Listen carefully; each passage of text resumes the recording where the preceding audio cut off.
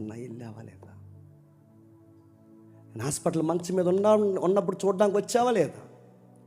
ఇవన్నీ లెక్కలు చూసే దేవుడు అండి మన దేవుడు. ఆయనతో అందుకే గొడవ. అన్నీ చూస్తాడు ఆయన. ఏడ్చే వాళ్ళతో ఏడ్చావా, నవ్వే వాళ్ళతో నవ్వావా, తినే వాళ్ళతో తిన్నావా, కూర్చున్న వాళ్ళతో కూర్చున్నావా, లేచే వాళ్ళతో లేచావా? నీ సమస్త కార్యాలు ఏంటో నాకు తెలుసు. స్వర్ణ సంఘాన్ని పోగొడుతున్నాడు. నువ్వు దరిద్రత ఎందుకు అనిపిస్తున్నావంటే కేవలం నీ సహోదరుల పక్షాన్ని నిలబడినందుకు. నువ్వు దరిద్రతను ఎందుకు అనుభవిస్తున్నావంటే నా నామాన్ని గట్టిగా పట్టుకున్నందుకు. నువ్వెందుకు ఎంత బాధను అనిపిస్తున్నావు అంటే, ఇంత పేదరికాన్ని నువ్వు ఎందుకు అనిపిస్తున్నావంటే, మీ ఆస్తులు కావాలా, మీకు యేసు కావాలా, మీకు ఆస్తులు కావాలా, యేసు కావాలా, మీకు ఆస్తులు కావాలా, యేసు కావాలంటే మాకు యేసే కావాలి. మా ఆస్తులు కోల్పోవడానికి మేము సంతోషంగా ఒప్పుకుంటున్నాం. మా ఆస్తుల కన్నా మాకు యేసు ప్రభువే ఎక్కువని నా కొరకు మీ ఆస్తులు మీరు వదిలేశారు.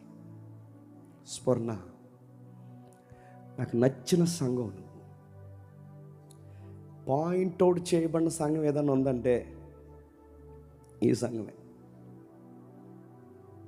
ఆ సంఘం అంటే దాని పేరు క్రైస్ట్ చర్చ్ అంటారు. దాన్ని శ్రమలు ఎక్కడైతే ఉంటాయో, బాధలు ఎక్కడైతే ఉంటాయో అక్కడ క్వాలిటీ చర్చ్ ఉంటుంది.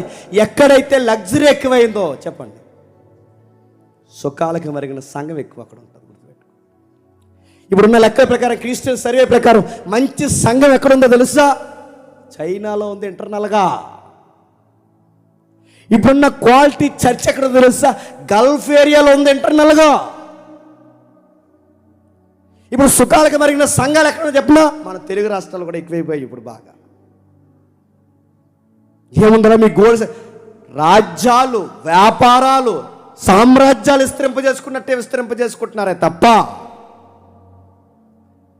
పక్కోడు పేదరికంతో ఉన్నా పట్టించుకో, ఎదుటోడు బాధతున్నా పట్టించుకో. సంఘం అంటే ఏంటి? సహవాసం. సహవాసం అంటే ఏంటి? ఒకరి బాధలు ఒకరు భరించను. మాకేంటి, మా ఫ్యామిలీ బాగున్నాం, వాళ్ళలో ఉంటాయి ఏంటని తప్పించుకునే దొంగల సమూహం కాదు సంఘం అంటే. నువ్వు ఏడిస్తే ఏడాలి, నువ్వు నవ్వుతే నవ్వాలి. నువ్వు పెద్దమ్మవైనా, చిన్నదానివైనా, పెద్దోడమైనా, ఎవరైనా నీ కుటుంబం కన్నా మీకు మేమున్నామని చెప్పుకుని ఒక సంఘం ఉండాలి. అది కదా సంఘం అంటే. ఆ సంఘంలో గ్రేట్గా ఉందంట సంఘం. స్ఫురణ నిలబడింది.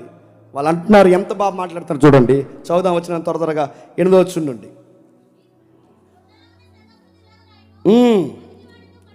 మొదటి వాడిని కడపటి వాడిని